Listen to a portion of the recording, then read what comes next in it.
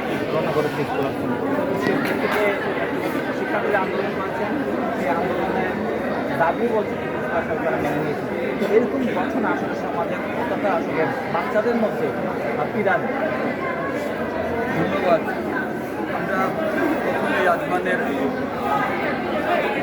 এই একটা শান্তি কামনা করছি, আল্লাহ যেন তাকে জান্নাত নসিব করেন।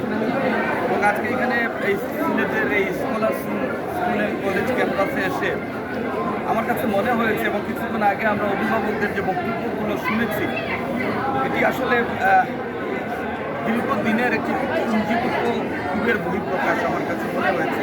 আমার কাছে মনে হয়েছে যে অভিভাবকদের সাথে এখানকার সমান্ত শিক্ষক যারা আছেন তাদের একটা গ্যাপ আছে, স্টুডেন্ট যারা আছেন তাদের সাথেও ম্যানেজমেন্টের গ্যাপ আছে, এবং একটা ভীতিকর পরিস্থিতি এখানে বিরাজ করছে।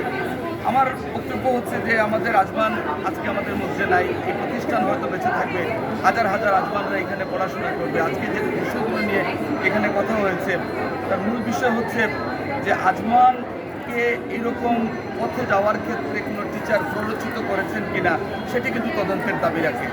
যে শিক্ষকরা তাকে শিক্ষা দিচ্ছেন তাদের বডি ল্যাঙ্গুয়েজ অথবা তাদের বিহেভিয়ারের মধ্যে এরকম কিছু ছিল কিনা যার কারণে সে এই পথটি বেছে নিয়েছে, এটি তদন্তের দাবি রাখে। আমরা একটি তদন্ত কমিটি গঠিত হয়েছে, এখানে যিনি দায়িত্বে আছেন কর্নেল নাজিম, উনি বলেছেন যে একটা তদন্ত কমিটি গঠিত হয়েছে এবং ইতিমধ্যে ছাত্রদের দাবির পরিপ্রেক্ষিতে এখানে ভাইস প্রিন্সিপাল সহ আরও 5 জন টিচারকে